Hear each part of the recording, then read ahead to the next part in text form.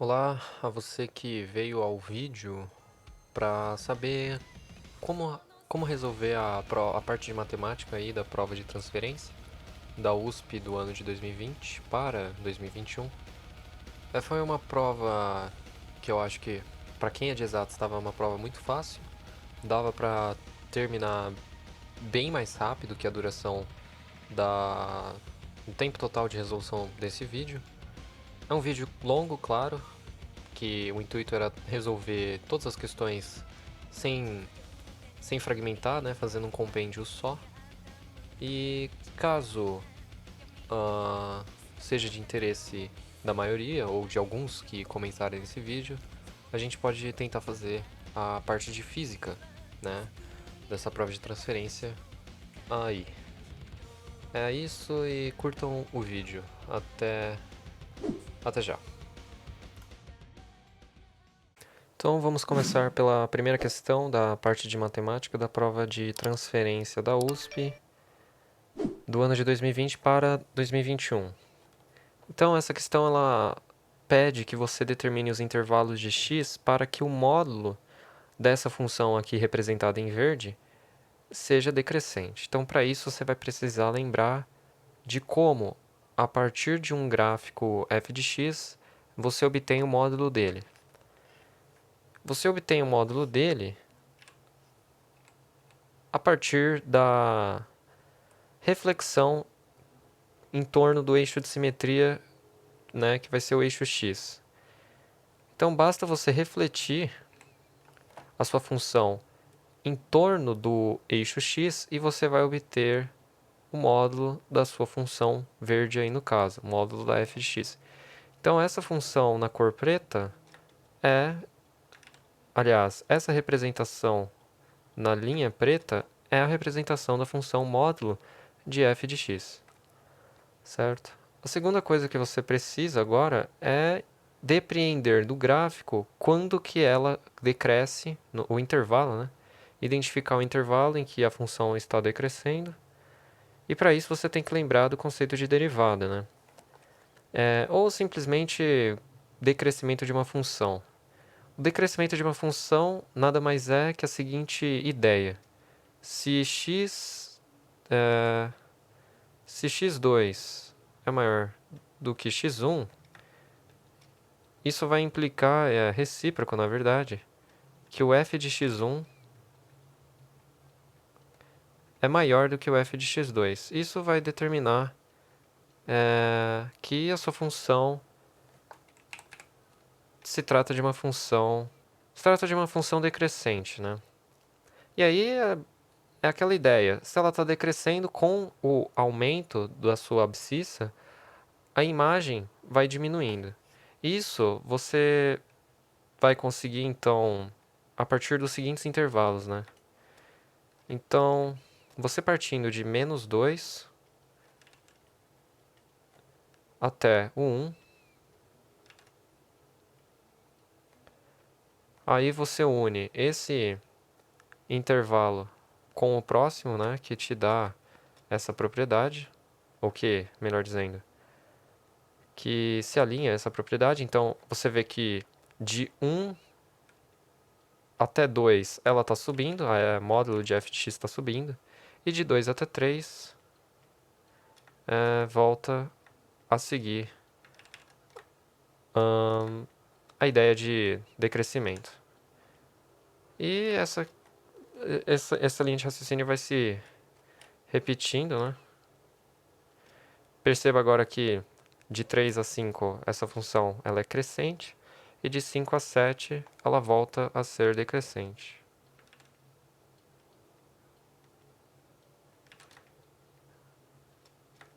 E com isso você já tem a resposta, né? A resposta está na alternativa C. Então, esse aí vai ser o gabarito da primeira questão, né? Veja que de 7 para 8, a função é crescente, não atendendo à exigência do enunciado. Vamos agora para a próxima questão. Questão de número 38. E aqui ele está pedindo para você determinar o domínio dessa função, né? Raiz quadrada de um certo g de x, né? Então, da definição de raiz quadrada, a gente sabe que o radicando ele precisa ser superior ou igual a zero, né? Então, x ao quadrado menos 6x mais 8 é maior ou igual a zero. Aqui você usa a relação de Stiefel, o produto de Stiefel, né? Para evitar o uso do Bhaskara. E você depreende essas raízes aí desse g de x que eu comentei. E aí, isso aqui representa uma desigualdade tranquila, né? Uma desigualdade trivial de ser resolvida. Você faz lá tipo um varal dos valores que se configuram como raízes desses seus monômios e utiliza uma técnica russa, né? Quer dizer, se você jogar um valor, sei lá, você jogar o valor mais infinito, essa abstração, né? Coloca a abstração do mais infinito nessa g de x aqui, né? Você vai ver que vai dar um número positivo e, portanto, aqui é positivo e aí você vai intercalando, né? Então, o domínio mais amplo faz lá a cobrinha, não tem problema de você pintar as bolinhas. E bom, você nota que a única alternativa que segue essa ideia é a alternativa D, né? Quer dizer, vai do menos infinito até 2, com a união do intervalo de 4 até o mais infinito. Então essa é a resolução da questão 38. Vamos agora para a questão 39. É uma questão direta, né? A ideia é que se você tem uma situação como essa, mimetizada por essa aqui que eu estou representando, isso tem o recíproco, né, de que o A está entre o simétrico e o valor de B. Então essa é a ideia. Aqui você vai aplicar, só que trocando o A pela expressão à esquerda e o B pela expressão à direita, né? Então, basta você fazer isso aqui.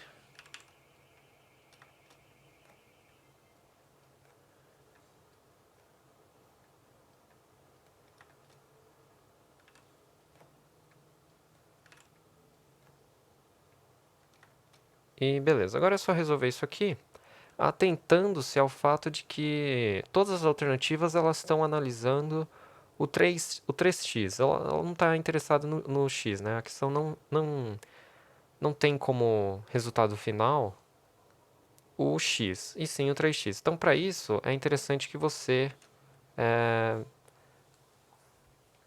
resolva tendo isso em mente, né? Então, aplicando lá o sinal negativo no lado esquerdo e copia, né, o resto. Beleza. Daí, o que você pode fazer? Você pode tratar de forma independente, né? Então, eu vou dar um pequeno ajuste a isso aqui. Beleza, agora você tá... Beleza, agora com um pouco mais de espaço, dá para trabalhar aqui. E aí eu vou pegar essas duas primeiras partes e trabalhar com ela. E ver como a gente vai proceder com isso aqui. Então, eu vou passar o x para o outro lado e o menos 1 para cá, de tal forma que você fica com isso aqui. E para outra parte agora, né? Para essa parte aqui.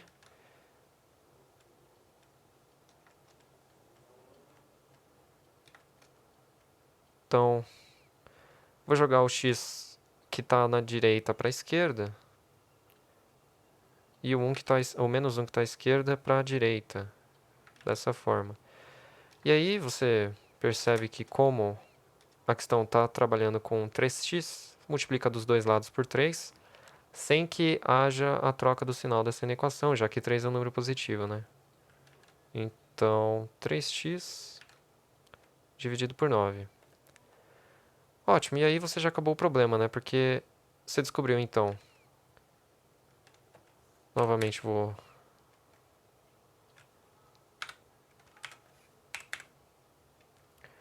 dar uma pequena reorganizada aqui. Certo, então você descobriu que o 3x é maior do que 1 e, ao mesmo tempo, menor do que 9. Sendo assim, a alternativa é a alternativa A. Certo, vamos agora prosseguir para a questão 40. Essa questão tem várias formas de você resolver. A forma que eu vou lançar a mão aqui vai ser uma forma bem criativa, digamos assim. Deixa eu reorganizar essa soma, né, já que não há mudança do resultado com a mudança dos constituintes da soma. Então, o que ele está pedindo é que você determine os intervalos de x que satisfaçam essa inequação. Isso aqui, a parte esquerda, né, dessa inequação, você pode traduzir ela como sendo essa transformação trigonométrica bisurada, né? Aqui que eu vou lançar a mão. Então, quer dizer, por enquanto é um pouco complicado de você ver que eu estou fazendo uso aqui de uma transformação trigonométrica, mas com o próximo passo vai ficar bem claro. Então perceba, né? Essa parte que está dentro do parênteses nada mais é que isso aqui, ó. Então é um seno, poderia ser cosseno, mas aqui eu vou trabalhar com seno, né? Então você tem isso aqui, né? Quer dizer, se você fizer lembrar lá da fórmula da soma de arcos colocada na função seno, você vai ter exatamente isso, né? Então, seno de π sobre 4, aliás, cosseno de π sobre 4, vezes o seno de x, mais o seno de π sobre 4 vezes o cosseno de x. E, essencialmente, é exatamente isso que se baseia esse bizu. E aí, aqui você pode passar o raiz de 2 para cá, né? Sem neurose, porque ele é positivo. E perfeito. Aqui você vai ter essa desigualdade aqui, que é equivalente à primeira desigualdade. Então, como elas são equivalentes, vou me livrar dessa linha aqui de trabalho. Certo.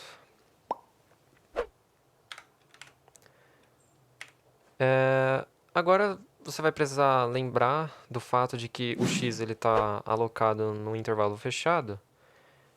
E, bom, você vai precisar fazer um ajuste no seu intervalo, né? no domínio da sua função.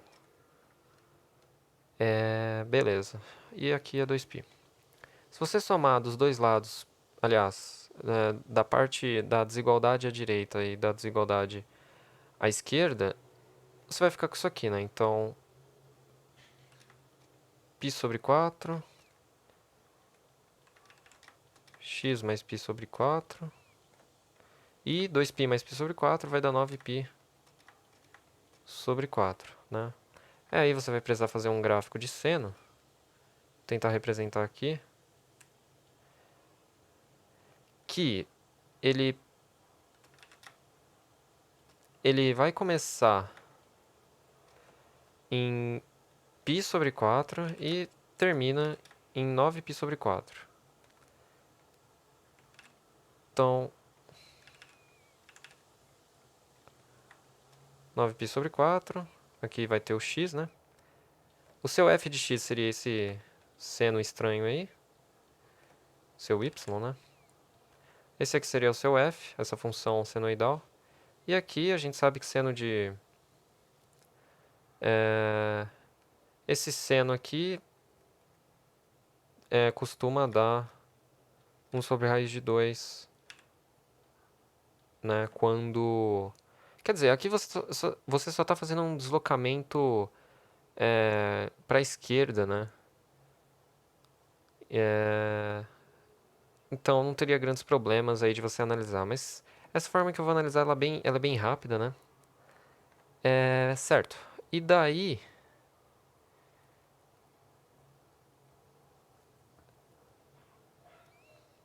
E daí você está partindo do fato de que o x está no intervalo fechado de x mais π sobre 4. Está no intervalo de π sobre 4 até 9π sobre 4. E você quer valores dessa função f que sejam menores do que 1 sobre raiz de 2.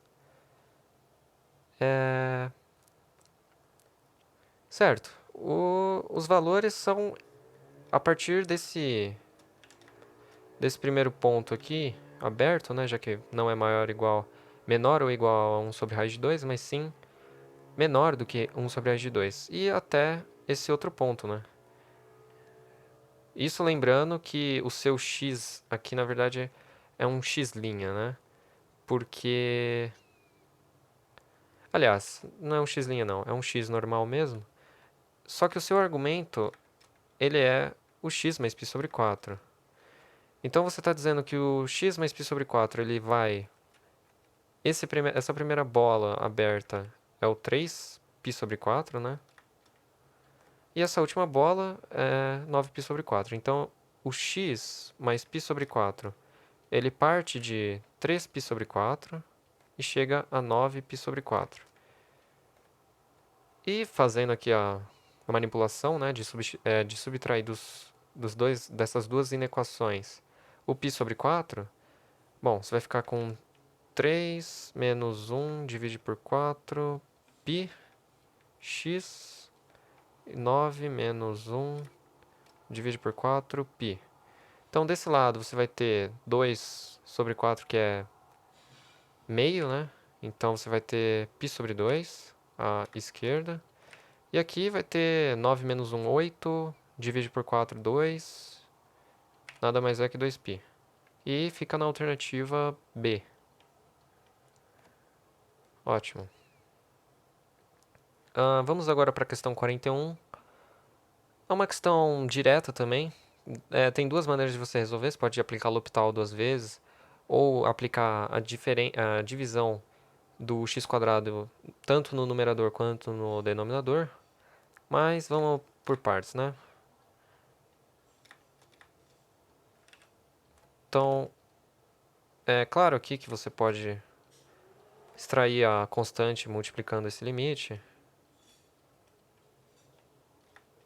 E aí é um caso bem simples, né? Um caso direto. Se você se apoiou em qualquer literatura de cálculo boa, esse é um caso em que, como o x está tendendo para mais infinito, basta você tomar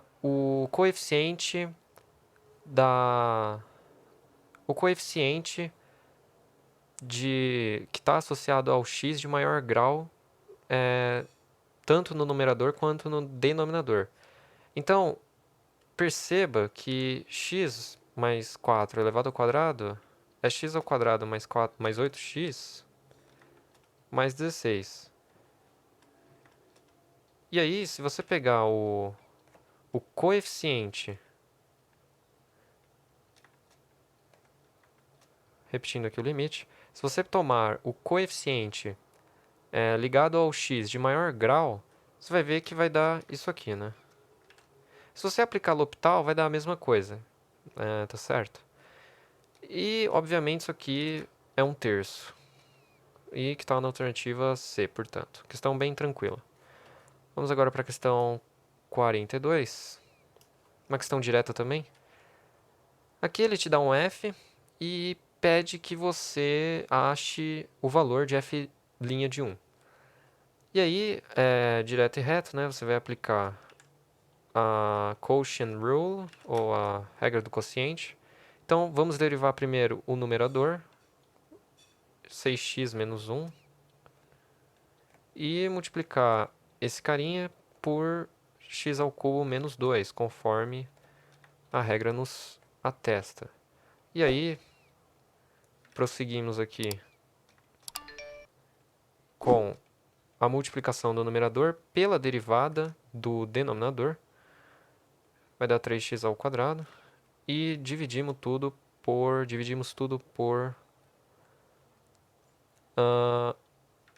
o quadrado lá do denominador. E aí, esse aqui é o f', né? Portanto, o f' de 1, agora basta substituir e fazer a conta. O primeiro vai dar 5 menos 5.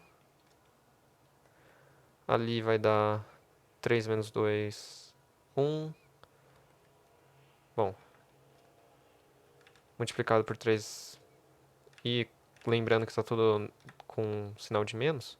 E aqui embaixo vai dar 1 menos 2 elevado ao quadrado, que vai dar 1. E isso, obviamente, é 8. Alternativa A. Certo. Vamos agora para a questão 43. Questão 43 também é bem direto e reto. Basta você aplicar L'Hopital. Por quê? Porque se você jogar esse limite tal como ele está aqui, seno de 0, quando x tende a 0, aliás, seno de x quando x tende a 0 vai dar 0. E embaixo vai dar 0 menos 0, que é uma indeterminação passível de ser resolvida com L'Hopital, regra de L'Hopital. Então, vamos dizer que esse é igual a L, esse limite, e esse limite, portanto, vai ser, após uma primeira aplicação da regra de L'Hopital, bom, deriva o de cima e deriva o de baixo. Agora já dá para resolver. Cosseno de x quando x tende a 0 é 1. E o denominador vai dar menos 4. Portanto, o limite é menos 1/4, que está na alternativa B. Certo, vamos agora para a questão 44. Ela é uma questão que, se você se utilizar da regra de L'Hopital, vai dar mesma conclusão que eu vou chegar aqui, mas você não precisa da regra de L'Hopital nesse caso, principalmente pelo fato de poupar tempo, muito tempo. Então, novamente, eu vou chamar esse limite de L. E vamos começar por aqui, que o L... Aqui no numerador, eu vou começar com algumas fatorações, né? Então, o primeiro termo você pode desmembrar ele como o produto lá do diferença de quadrados. E o radicando disso aqui pode ser desmembrado no seguinte produto, né? Se você lembrar de PG, ou enfim, diferença de cubos, vai dar isso aqui.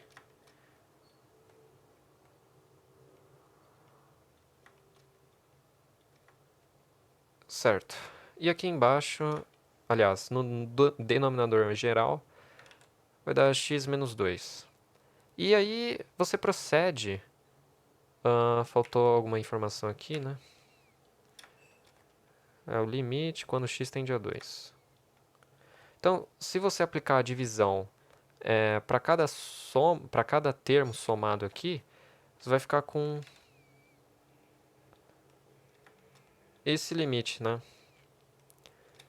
Então, x mais 2 mais essa razão, essa fração aí, meio estranha.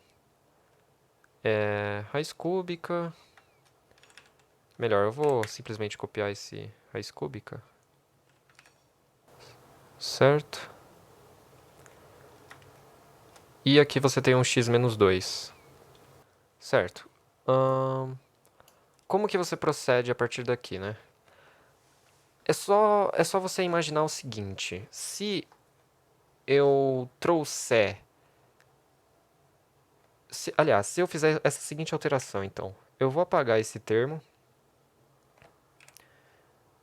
E aqui eu tenho que ajeitar, né? Para manter a igualdade. Só que se você fizer essa pequena alteração, você chega a essa conclusão aqui. Pronto. E você vê que isso aqui vai ter que dar mais infinito, né? Porque... Quer dizer... você está pegando esse termo aqui que está elevado ao quadrado, então não vai ter divergência. Primeira coisa. Então, basta, se você colocar o seu input né, de x tendendo a 2, aqui vai dar 0. Esse termo aqui, ele vai para mais infinito. E mais infinito mais uma constante, né, porque esse aqui ele vai para 4. 4 somado com mais infinito vai ter que dar mais infinito, né, pelas regrinhas lá dos limites indefinidos, mais infinito. E isso retorna a alternativa E. Agora vamos para a questão 45, uma questão que vai lidar com a continuidade de uma função. Então ele está pedindo que f de x seja contínua para a abscissa igual a 1, e nisso você vai determinar o valor de m. Certo, então se ela é contínua em 1, você sabe que a imagem em 1 é igual a isso aqui. É o limite, quando x tende a 1, de f de x. Só que quando x é diferente de 1, o próprio enunciado já fala que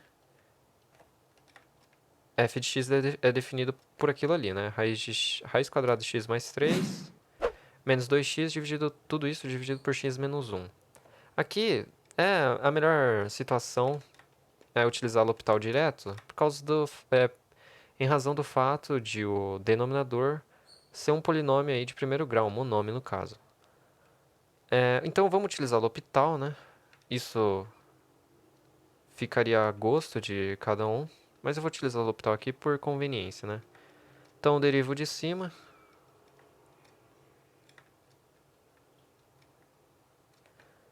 Menos 2. E, como eu disse, né, se você dividir derivar o denominador, você vai ver que vai estar dividindo por 1. Isso é redundante. Certo. E agora basta aplicar, sem grandes complicações, o seu input, né? De que x está atendendo a 1. Então, vai ficar 1 quarto menos 1, 2, menos 2, aliás. Isso vai dar menos 7 quartos. Só que o enunciado fala que se x é igual a 1, aliás, se x é igual a 1, f de 1 vai dar o m. Só que a gente acabou de descobrir quanto que vale o f de 1. O f de 1 era aquele limite, e aí aquele limite dava menos 7 quartos. E m é menos 7 quartos, portanto, né? Isso vai te dar a alternativa D. Vou colocar aqui. Certo, vamos agora para a questão 46. É uma questão também que vai agora lidar com regra da cadeia e regra do expoente, por assim dizer, né? Você tem que lembrar dessas duas para conseguir fazer a derivada de f. Então, vamos aí à derivada de f. Então, primeiro faz lá a chain rule, né, a regra da cadeia, deriva a expressão mais interna da sua f de x, que seria o 2x ao quadrado menos 4. Só que isso vai dar 4x. E agora você deriva o mais externo, conservando aquilo que é mais interno.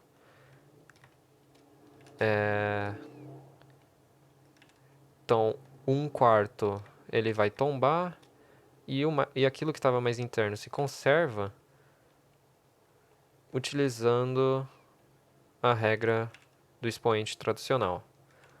Então ficou isso aqui. Na hora da prova você poderia imediatamente cancelar isso aqui antes mesmo de ter escrevido. Você poderia cancelar isso aqui de cabeça mesmo. Bom, e aí você consegue calcular f de 10 aí facilmente.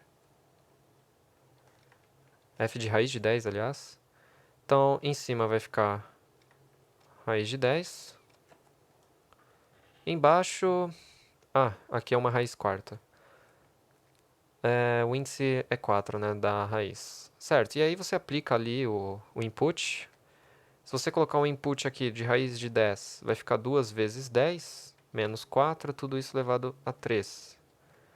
A 3 quartos, melhor dizendo. 2 vezes 10 é 20. 20 menos 4 dá 16. Só que 16 é 2 elevado a 4. E cancela ali, né, o 4 do numerador pelas propriedades de potenciação. e vai ficar 2 elevado a 3, que é conhecido como 8, né? Então, o seu denominador vai ficar 8. Isso vai te dar a alternativa B. Certo. Agora vamos para... Saindo da questão 46 indo para a questão 47. Essa é uma questão também direta e reta. Você vai ter que lembrar o que caracteriza uma função no seu máximo relativo. Máximo local ou ainda, né? Então, ele está pedindo alguma relação entre P e Q e que você determine o sinal de P ou de Q ainda, né? Certo. A primeira ideia, se tem máximo local no enunciado, você inevitavelmente vai precisar da derivada primeira dessa função f. E como o exercício exige alguma especificação a respeito do sinal de P, você vai precisar da derivada segunda de f. Então, o seu f, ele é uma função polinomial tranquilinha, você só vai precisar da regra do tombo, ou do expoente. Então, 2px ao cubo mais 3qx. E aí você deriva isso aí, né? Tranquilinho. 6px ao quadrado mais 3q. Como para abscissa de x igual a 1 existe um máximo local, você sabe que f' de 1 vai dar 0, né? E aí você utiliza esse fato aqui mesmo. Então, coloca lá o x sendo igual a 1, onde ele aparecer. E acaba que você descobre uma relação interessante, que 2p mais q é igual a 0. Agora você vai precisar da segunda parte da solução, que é a derivada segunda. Como? Bom, a gente já tem a derivada primeira, basta derivar de novo, né, para obter a derivada segunda. E agora você exclui lá o termo independente. O coeficiente, digamos assim, linear, né? E aí, como em x igual a 1 a gente sabe que existe um máximo local pelo enunciado, máximo local, a gente sabe que f' de 1 tem que ser menor do que 0. E você chega nisso aqui. Então, 2p é menor do que 0, certo? Porque eu substituí já o x por 1. Logo, p é menor do que 0. E aí você chega à alternativa E. Vamos agora para a questão 48. Aqui é uma questão bem tranquila. Ele pede um intervalo em que a função f é crescente. Ele já te deu a derivada dessa função. E se você quer que ela seja crescente, basta que a derivada seja positiva, né? E beleza. Aqui ele já te dá tudo que você precisava fazer para fazer a análise de sinais. Então já coloca as raízes aqui. Novamente utilizamos a técnica do mais menos, digamos assim. Então se você coloca um número maior do que 1, a sua função f ela vai ser positiva e intercala, já que a multiplicidade dessas raízes é ímpar. E aí pronto, né? Você acabou o problema. Lembrando que é aberto por causa da desigualdade inicial aqui. E aí você vê um intervalo que se encaixa ao que você achou aí, né? O que você achou? Você achou isso aqui. Agora veja um intervalo que satisfaça o que você tem como conjunto verdade. O único que vai satisfazer é esse aqui, letra E, né? De novo. Ainda que não satisfaça completamente, ele, né, tava faltando essa parte aqui, mas ele satisfaz sim. Qualquer valor que você tomar nesse intervalo aqui, né, dado pela alternativa E, vai fazer com que a sua função f seja crescente. Então tá tudo certo. Então vamos prosseguir com a questão 49. Aqui ele está pedindo para que você calcule um limite. Vai ser uma questão bem direta.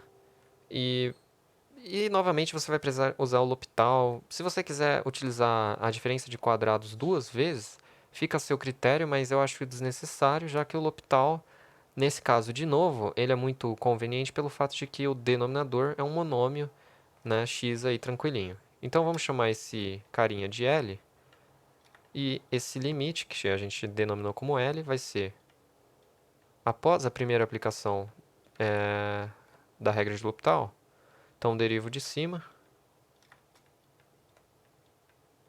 e derivo de baixo. Derivando de baixo, você chega à divisão por 1. E agora sim você pode colocar seu input. Se você colocar um input de x tendendo a 0, vai dar 1 elevado ao cubo, vai dar 1, 4 vezes 1 é 4. Alternativa D. Certo. Vamos agora prosseguir para a questão 50. Uma questão um pouco mais complexa, né?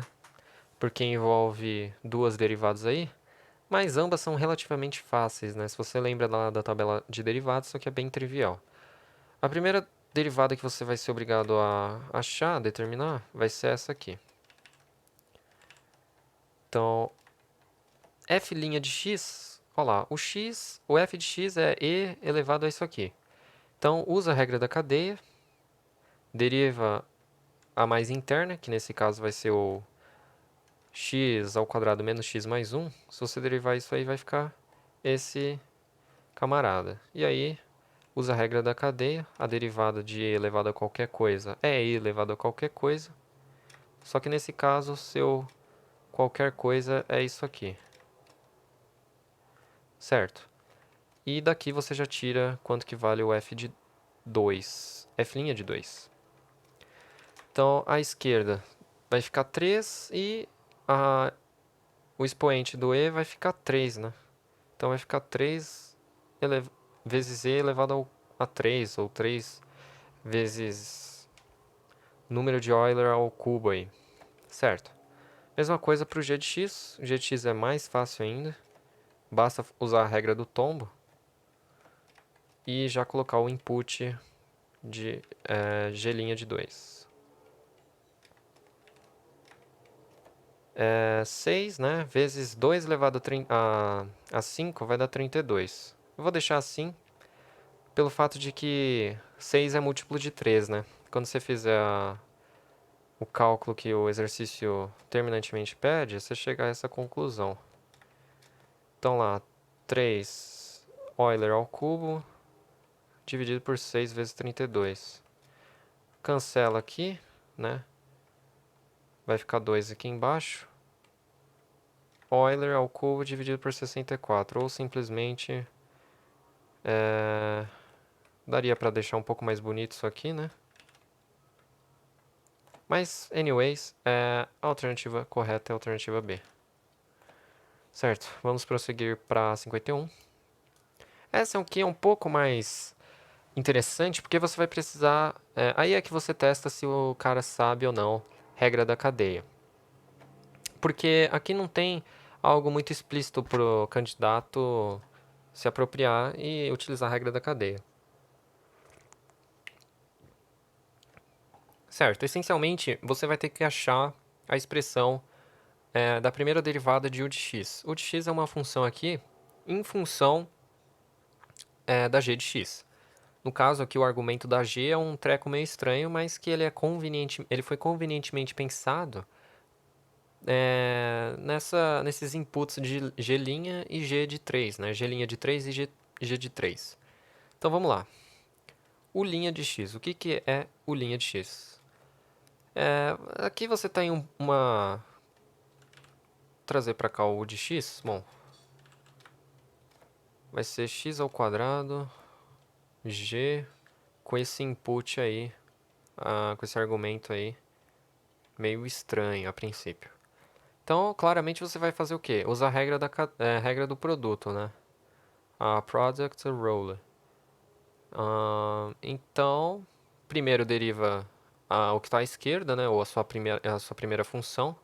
Vai ficar 2x e multiplica pela função à esquerda.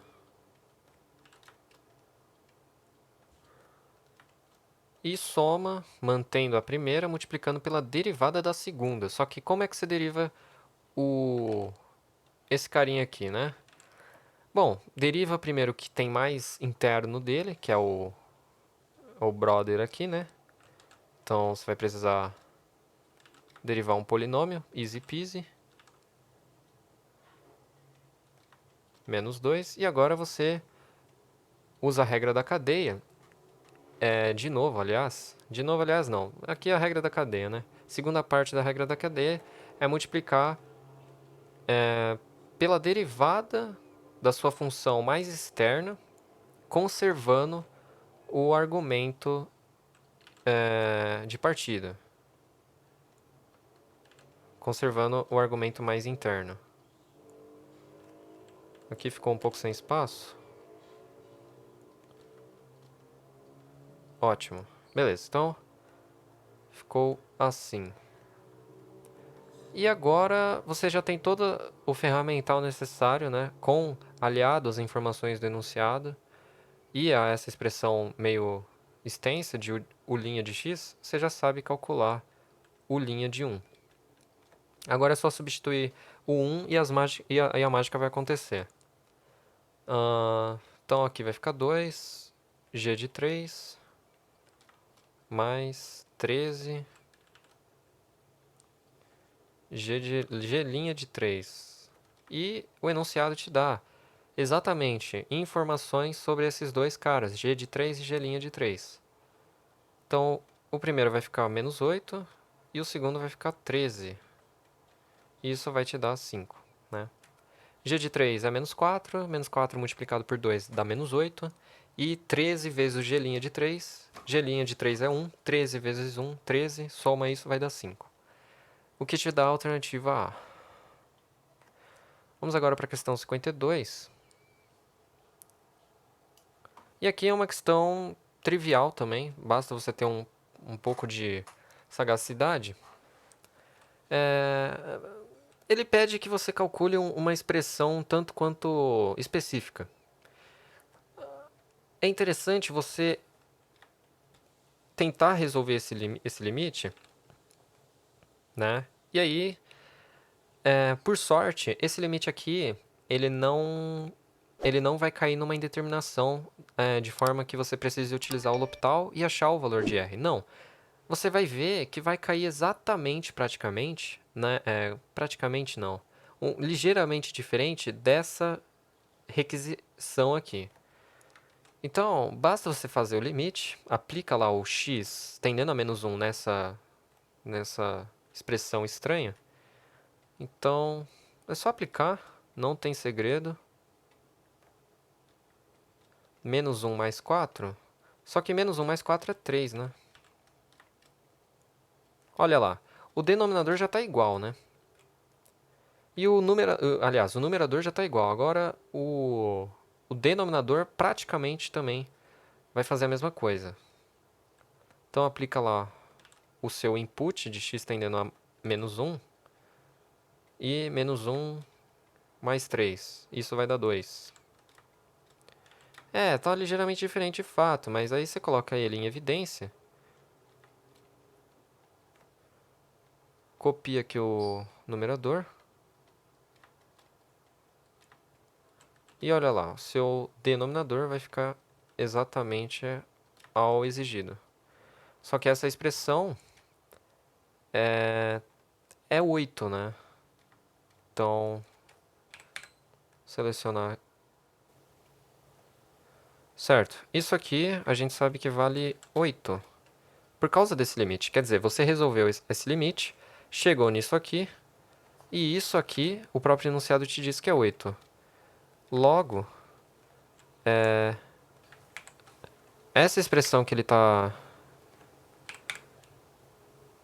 pedindo é exatamente 2 vezes o multiplicado por 8, né? Então, passa esse 2 multiplicando aqui o 8, vai chegar à conclusão de que é 16. Bem tranquilo, né? Claro, você só precisava ter a sagacidade de, tipo, aproveitar a informação que ele te deu. Não foi à toa, né?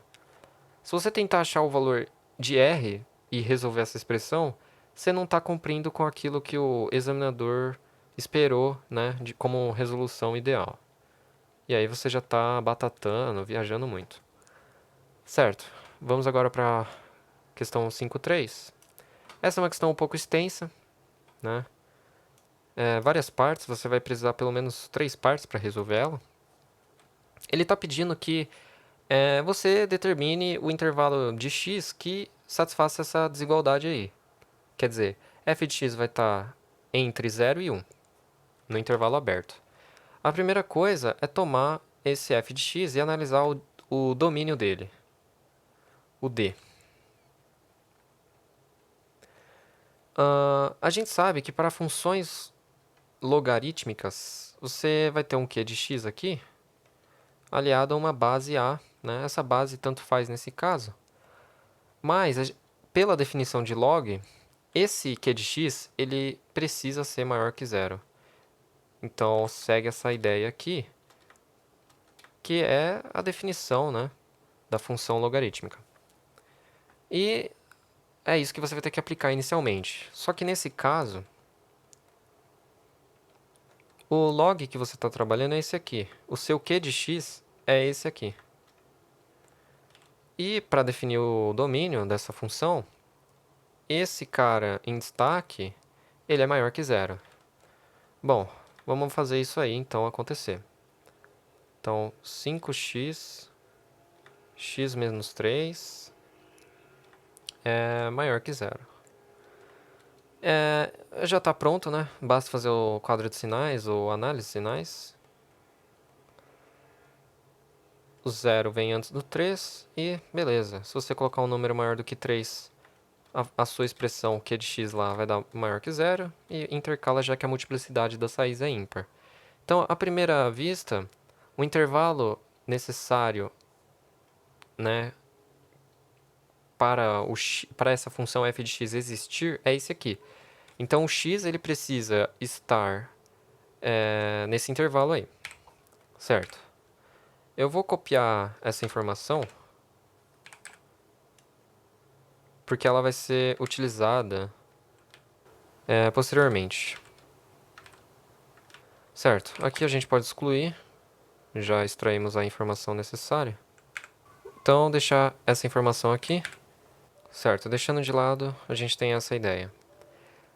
A próxima é aplicar aquilo que o exercício está pedindo para você, essencialmente, né? Então, vamos tomar a primeira inequação, né? Que f de x precisa ser maior do que o zero. Então, toma lá o seu f de x. E ele é maior do que zero, lembrando que a base desse log é 2. E aí, você vai precisar da teoria, né, de inequações logarítmicas. Isso aqui é bem tranquilo, né? Como a base é maior do que 1, você simplesmente faz isso aqui, ó. 5x, x menos 3, maior. 2 elevado a 0 vai dar isso aqui, que é 1. Então, resolvendo isso aqui, traz o 1 aqui pro lado esquerdo, já fazendo MMC e tudo mais, você vai ficar com isso aqui. 3, aliás, x menos 3, maior do que zero. O quadro de sinais vai ficar como esse aqui. Então, menos 3 quartos, você quer que isso seja maior do que zero, vai ser só possível seguindo essa ideia. Então, nesse intervalo, certo? Selecionando aqui também, vou deixar em standby esses dois. E agora você vai precisar fazer a última inequação, que é essa aqui. Vou apagar desnecessário, ótimo. E aí resolve da mesma forma, né? Então vai ficar 5x, x elevado a menos 2 elevado a 1 vai dar 2, beleza. Aí fazendo aí o MMC e tudo mais, você vai ver que dá isso aqui, de inequação equivalente. E você vê que o numerador ele pode ser reescrito, né? Coloca o 3 em evidência e arruma dessa forma.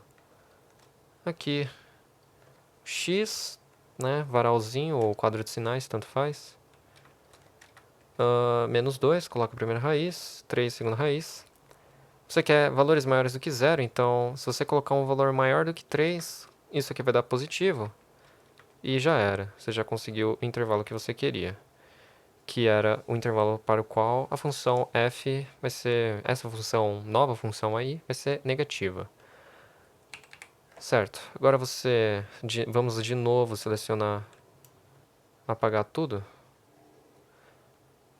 Logo mais a gente vai precisar fazer o que? A intersecção de todos esses quadros de sinais,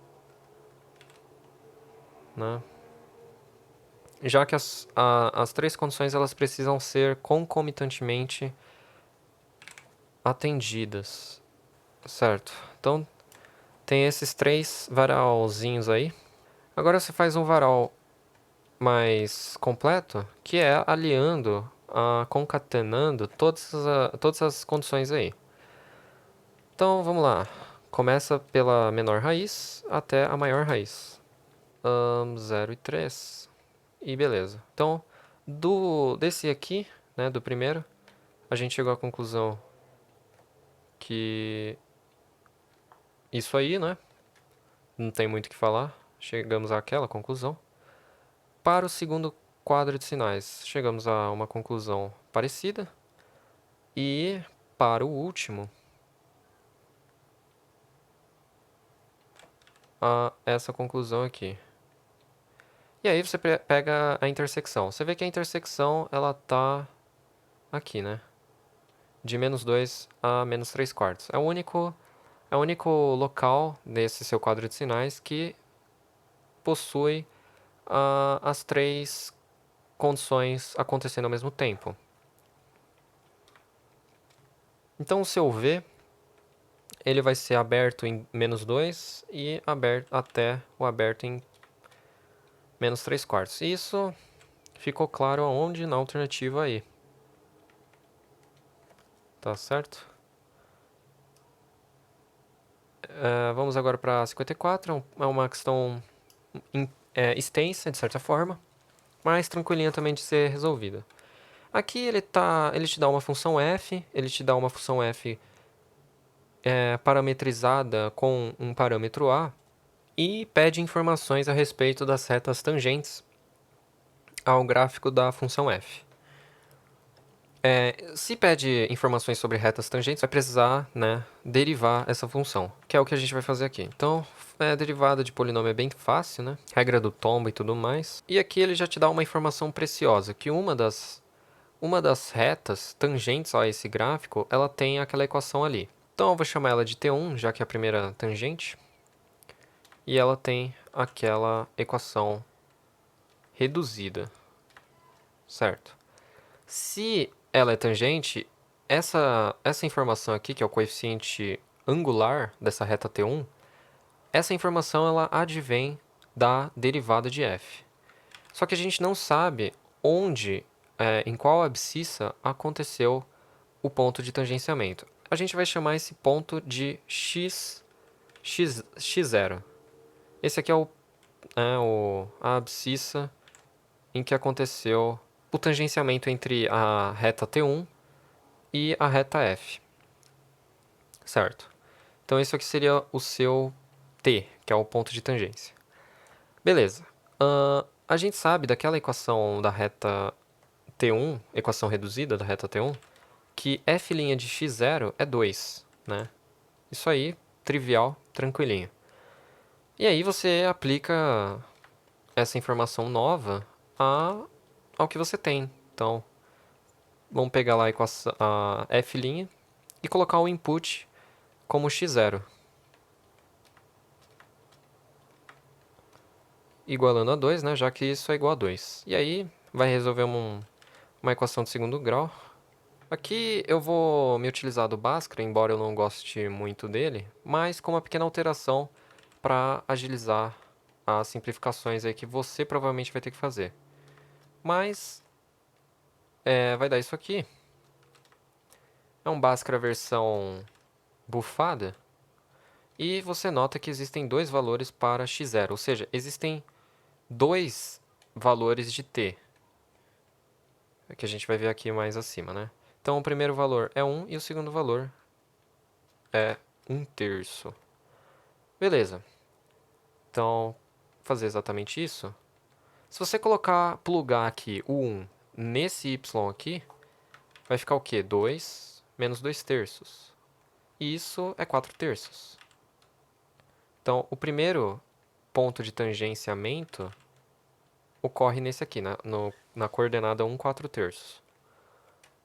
O segundo, na coordenada 1/3, e se você colocar 1/3 aqui, vai ficar 2/3 menos 2/3, que é 0. Então, a ordenada é 0, certo? E daí, né? Como que você vai fazer para obter os possíveis valores de A? Bom, você já sabe os possíveis pontos de tangenciamento, né? Entre a f de x e a reta T1. Se é um ponto de tangenciamento, esse ponto pertence às duas funções, a T1 e a f. E acabou o problema, né? Eu vou simplesmente, então... A gente precisa só da informação do ponto de tangenciamento. Vou deslocar ela para cá e apagar algumas informações que não serão mais relevantes para a conclusão, para o fechamento desse exercício. Certo. Eu disse que esse ponto T pertence à reta F. Então, e a gente já tem todas as informações relativas a esse ponto de tangenciamento. A gente sabe, então, que quando x dá 1, lá a equação, ou o gráfico F, ele vai ter que retornar 4/3. E é isso que você vai fazer. E você vai ver que vai dar para isolar o A. Então, vai dar 1, colocando, né, o input 1 lá na f de x. Isso é igual a 4/3. Você resolve isso aqui. Então, desse lado vai ficar mais 2, passa para o outro lado. 4/3 menos 2, né? E aqui vai dar menos 2/3. Vou colocar aqui mesmo embaixo. Beleza. A igual a menos 2/3. Você já elimina 3 alternativas de cara, né? Você elimina a D, a C e a B. Certo. Então, vou apagar isso aqui só para dizer que o A pode ser um dos valores que ele pode assumir a menos 2/3. Certo. Agora a gente vai fazer a mesma coisa, só que com o outro ponto de tangenciamento que ocorre na abscissa 1/3. De novo, vai lá na lei de formação da F e substitui o input, né? Substitui onde aparece o x pelo input 1/3. Aqui são contas, né, que você vai precisar fazer. E a gente sabe que isso é zero, né? Pelo segundo ponto de tangenciamento aí. E aí, basta resolver essa equação aí, de primeiro grau, tranquilinha. 6 menos 28 dividido por 27, né? Menos 28 com 6, mais 6 vai dar menos 22. E mantém o denominador. Ótimo. E você chegou na alternativa A, né? Segundo o valor de A, que A pode assumir, é menos 22 sobre 27. Agora, indo aí para a questão 55, é uma questão um pouco mais teórica, mas para quem já viu isso aqui é tranquilinho.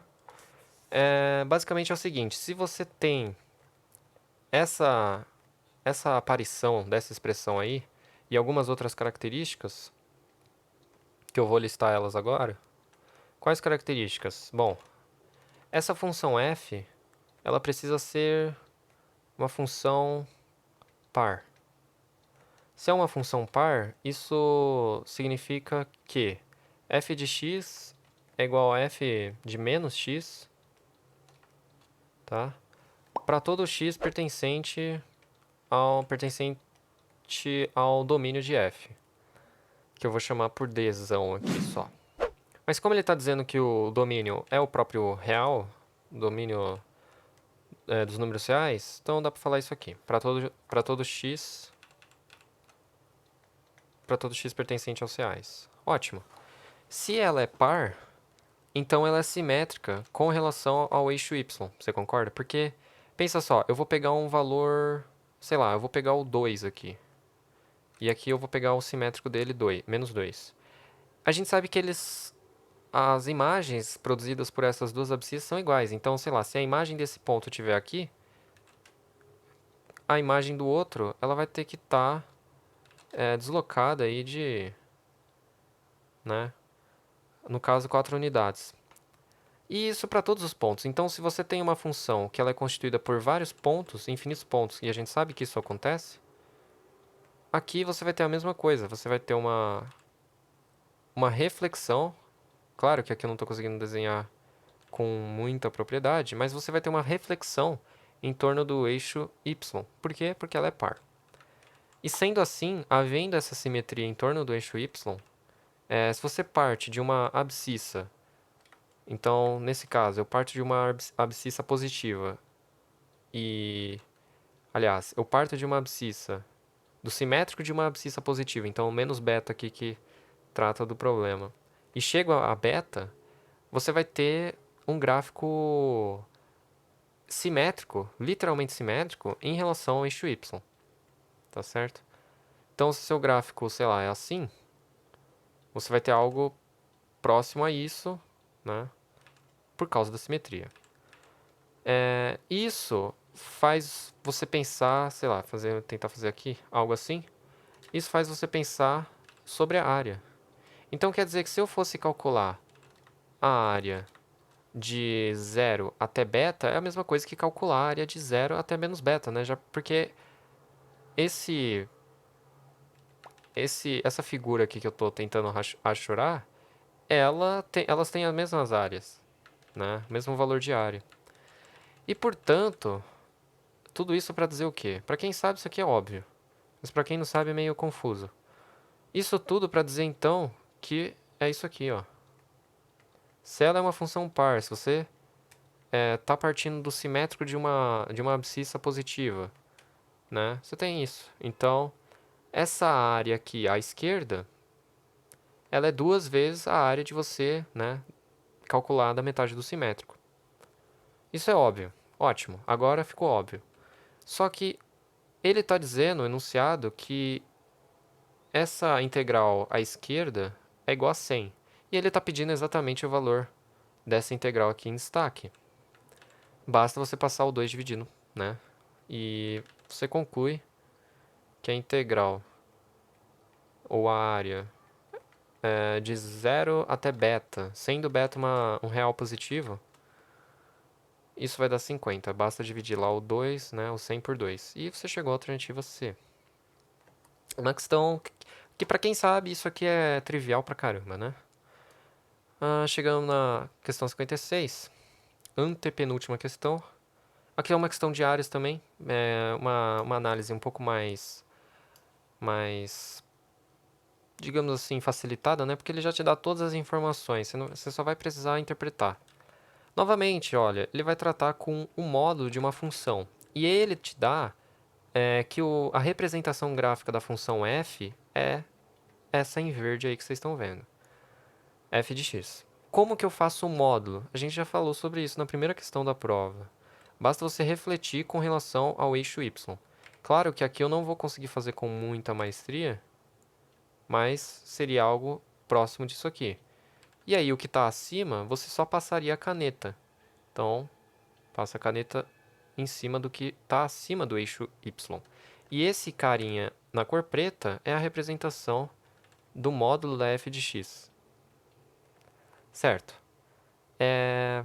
Perceba então que se você calcular a integral de 0 indo de 0 até 8 do módulo da f de x, o que você vai precisar fazer? Somar, né?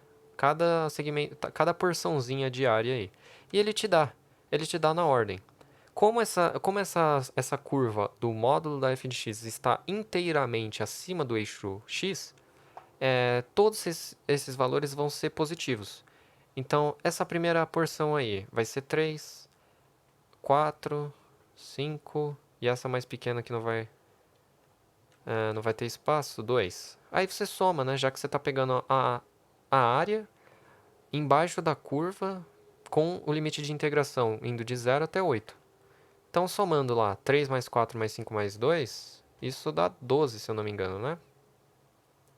Aliás, isso dá 14. Certo.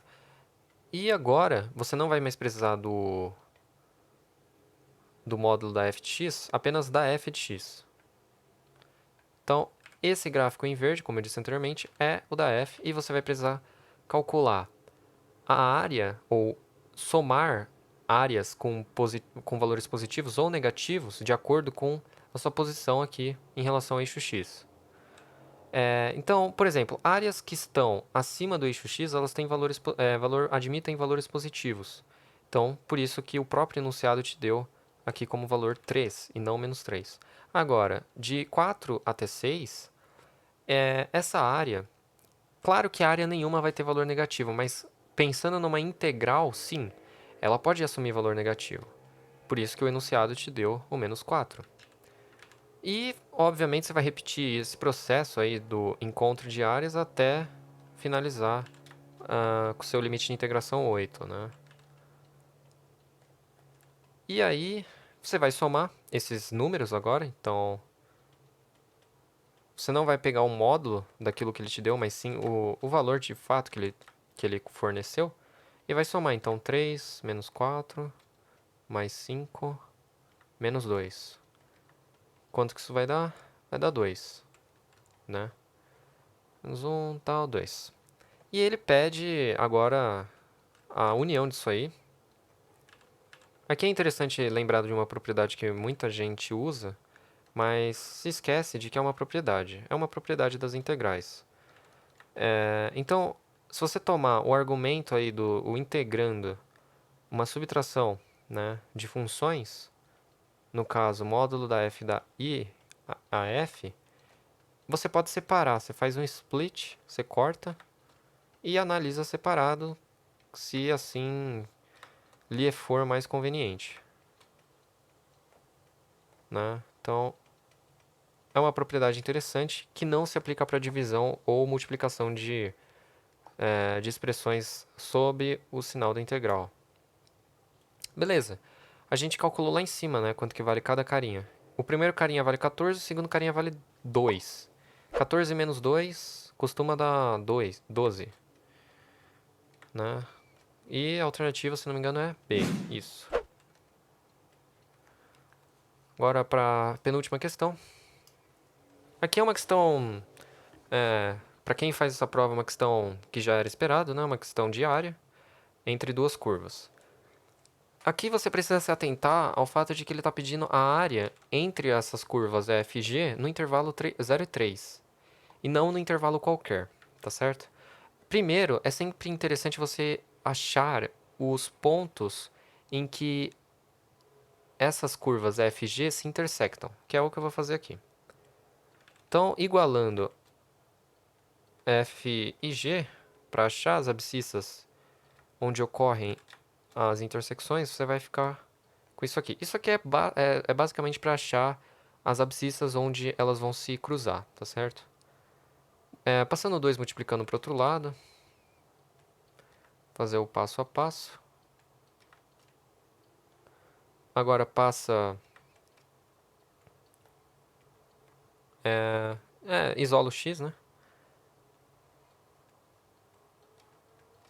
E aí você vê que x vai ser mais ou menos 2. Tá certo? A ordenada dessas intersecções ela não importa muito, tá? É mais especificamente a abscissa, já que a gente está integrando com relação ao eixo x, né? Certo. E aí, se você tentar fazer o esboço mínimo dessa situação, você vai voltar em algo do tipo. Então, o gráfico da f, por se tratar de uma parábola, vai ser algo assim. E o gráfico da g vai ser algo assim. Nesse caso, seria interessante, na verdade, você saber quais são as ordenadas relativas a cada abscissa de intersecção. Aí você vai ver que para os dois casos, tanto para 2 e menos 2, quer dizer, ó, o que eu estou querendo mostrar é isso aqui.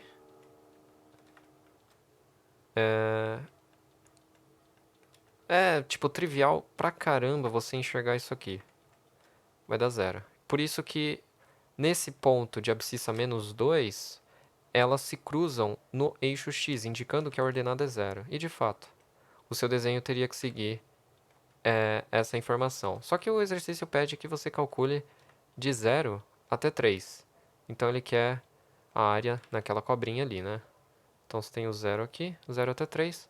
Você precisaria calcular essa área e, alongando aqui, a área envolvida, né, entre as curvas. Claro que isso aqui é só para você ter alguma referência do que você vai fazer lá no sinal da integral, mas a área que ele está pedindo vai ser, eu vou designar por A.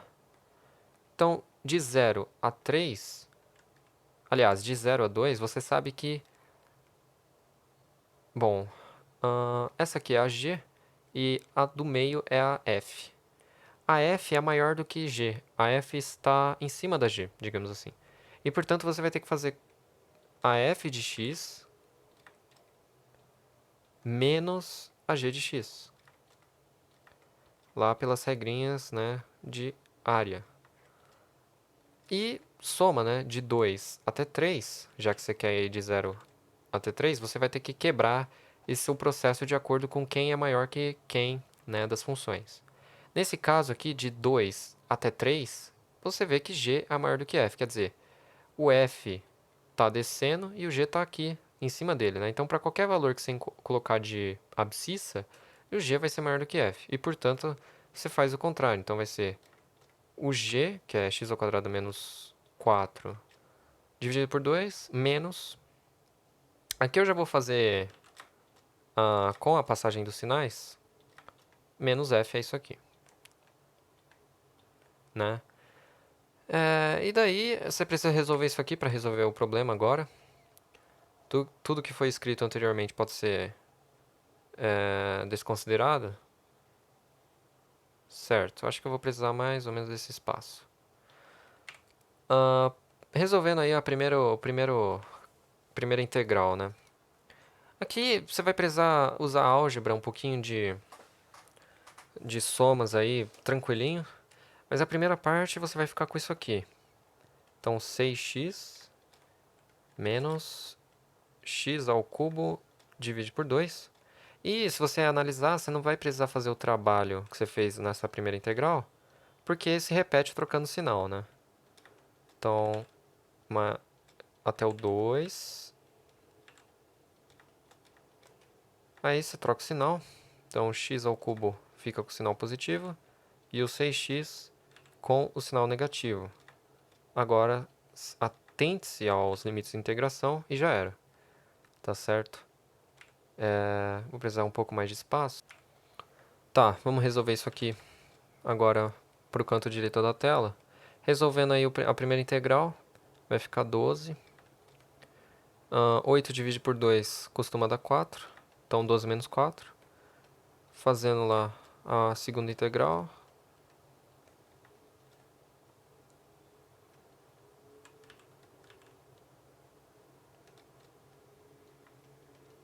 Certo, você ficou com isso aqui. Agora basta resolver essa continha, sem apelar para a calculadora, né? Ó, aqui eu posso agrupar o menos 4 com menos 4 vai dar menos 8, agrupa com menos 18 vai dar menos 26, o 12 mais 12 vai dar 24, 24 menos 26 dá menos 2. Então ficou 27, divide por 2, menos 2. Fazendo essa continha, vai dar 23 sobre 2, que está na alternativa D, né? E esse é o valor de A que a gente estava buscando. E por último, a última questão, olha só. É uma questão tranquila também.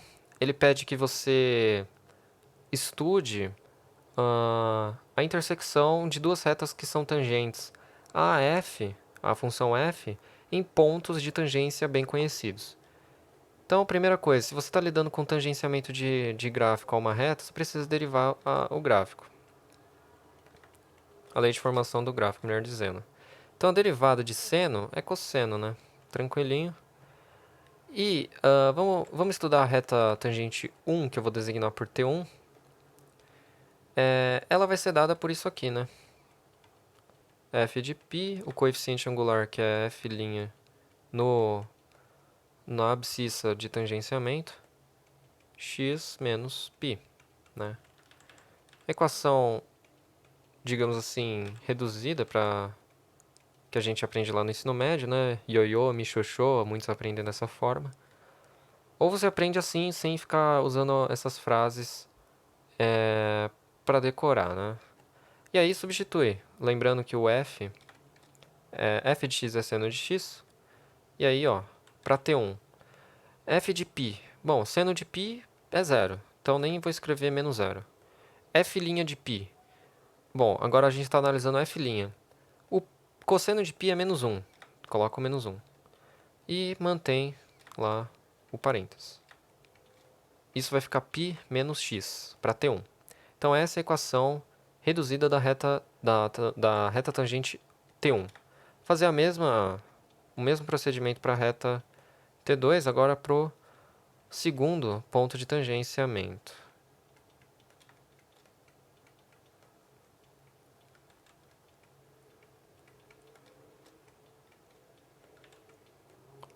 X menos 4π.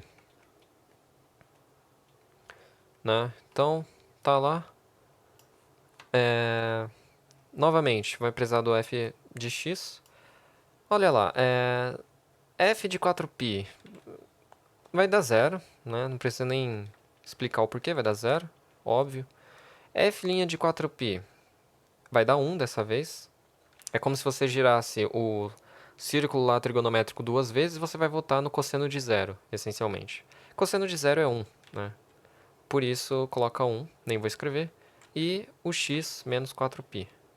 Agora, você tem a equação reduzida das duas retas e quer descobrir o ponto de intersecção. Se você analisasse graficamente, você teria algo assim. Então, aqui você tem a reta T2 e aqui você tem a reta T1. Elas são perpendiculares, né? Isso aí é inútil falar, mas elas são perpendiculares, tá?